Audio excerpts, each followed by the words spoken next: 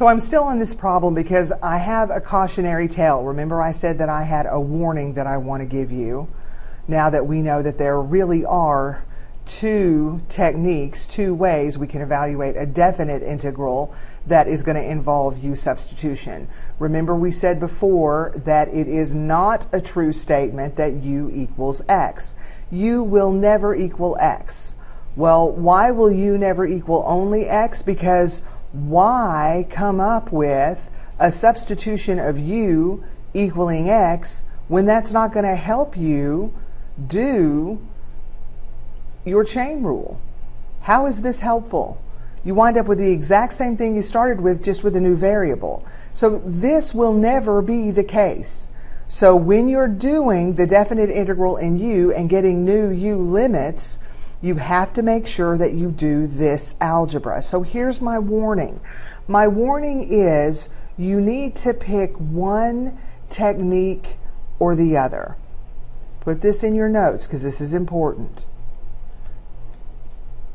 Pick one technique or the other exclusively. Don't sometimes use this technique of back substituting in terms of x, and then sometimes use this technique of finding new u limits. Because this is what happens every time I have a student that bounces back and forth between the two techniques. What happens is I will see a u definite integral that looks like this. What's the problem with that? The problem with that is those are x limits of integration on a u integral. This is not equal to what's going on down here.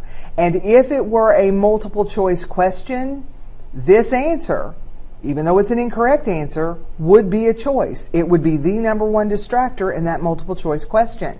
So you can do this without, paying strict attention to getting new u limits. This is a mistake students are going to make when they bounce back and forth between the techniques. And you'll do a multiple choice problem, and lo and behold, your answer will be there. So it won't even be a clue to you that you picked up the wrong limits. So pick one technique or the other exclusively. Don't bounce back and forth. You will see me exclusively use this technique. Why? Because I have a mathematical weakness, and my mathematical weakness is algebra or simple math. If I'm going to make a mistake, I'm going to make a mistake on addition, subtraction, multiplication, division. I'm not going to make a mistake on calculus. That's my strength. So it's easier for me just to substitute that back in for the variable for my u and pick up the original limits, because it cuts out a whole opportunity for me to make a math mistake. I don't care which technique you use. You can exclusively use this one. Your weakness may not be simple mathematics. It is mine.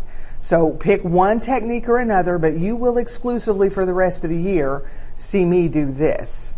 All right, let's see if there's another example here. Here's another example with trig. I wanted to do a trig example. And so it may be kind of hard to see the way that they've given it to us, what all's going on here. But notice, and for those of us that have a kind of a trig composed function weakness, rewrite that if you need to. There's nothing in the world that says you can't take 2 seconds and rewrite your integrand. So do you see that this is cosine to the 2x raised to the 5th power times sine to the 2x? So here's what it would look like, and this is going to make my u-substitution work a little easier. So what's being operated on? Well, cosine of the quantity 2x is being operated on. So that's my first natural choice for u. Hopefully it works out for me. If I can't substitute directly from x's into the same thing in terms of u, then I've made a wrong choice for u. So let's take the derivative, because we're after the differential. Take the derivative. The derivative of the outside is negative sine, not changing the inside. So there's the first step in the chain rule, times the derivative of what's inside. So let's clean that up. That's negative 2 sine of 2x dx. And that's awesome, because look right there. That's going to be in du. Now du is not exactly what I need it to be. It's off by -2, so I'm going to compensate for that. So u is cosine of 2x. So the simplified integral, indefinite integral, is u to the 5th du. So I'm going to pop my constant out front.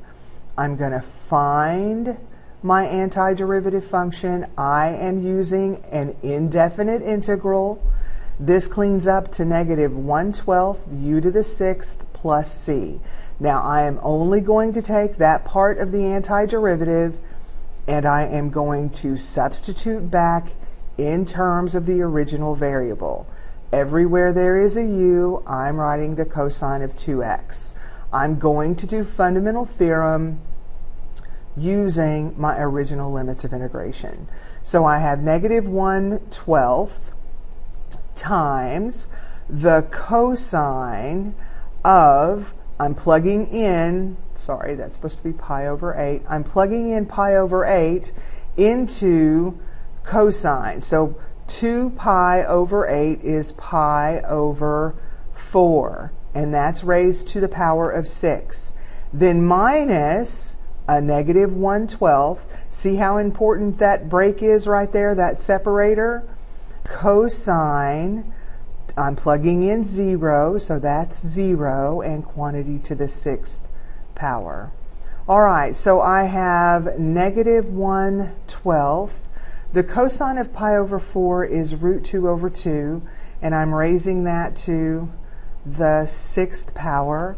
Minus a negative is +1/12, and the cosine of 0 is 1, so that's 1 to the 6th. Again, I'm not going to take time to do the algebra there, but you understand this is the area trapped in the plane. Okay, so there's one example using trig functions. And finally, let's talk about the average value of a function. The average value of any function. Any function. It's called the mean value theorem for integrals. Now, we had a mean value theorem for derivatives. Here's the mean value theorem for integrals. It gives us the average value of any function over an interval. So I guess we should say over the interval from a up to b.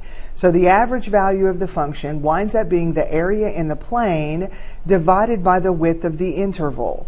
So what this looks like in practicality is this formula.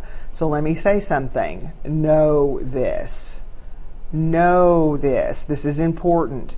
If this means a flashcard and memorizing the formula, do it. It's 1 over b minus a, where b is the right endpoint to the interval and a is the left endpoint. It's 1 over b minus a times the integral of a up to b of f of x dx. And f of x is the function. What function? The function that it said find the average value of the function. This is the function it's talking about. All right? So with that knowledge, let's do this example. Find the average value of this function over the interval 0 to 4. Well, here's what I'm using. I have 1 over b minus a times the integral from a up to b of the function I want the average of. That's it. It's as easy as that. Find the average value of a function over an interval. It's got to be a closed interval. It's as easy as that. So know the formula. This needs to be in your head. So this is 1/4 times the integral. I could pop this 1/2 out front as well. Why don't we do that? So let's kind of clean this up. 1/4 times 1/2 winds up being 1/8 times the integral from 0 to 4 of x squared dx. So 1/8 times the antiderivative, which is 1/3 x cubed, and we're doing fundamental theorem from 0 to 4. So we have 1/24 of 4 cubed minus 1/24 of 0 cubed. I'm not going to clean that up, but you understand this is the average value on the closed interval 0 to 4. This is on the exam quite a bit, and I consider it free and easy points because all you got to do is stick this in your head. All right, so make sure that you know that. So there's the last and final video for Fundamental Theorem of Calculus. We can do it all day long. It, needless to say, is all over the test as well. You're going to be doing a lot of fundamental theorem problems. So come to class next time and we'll work some homework problems.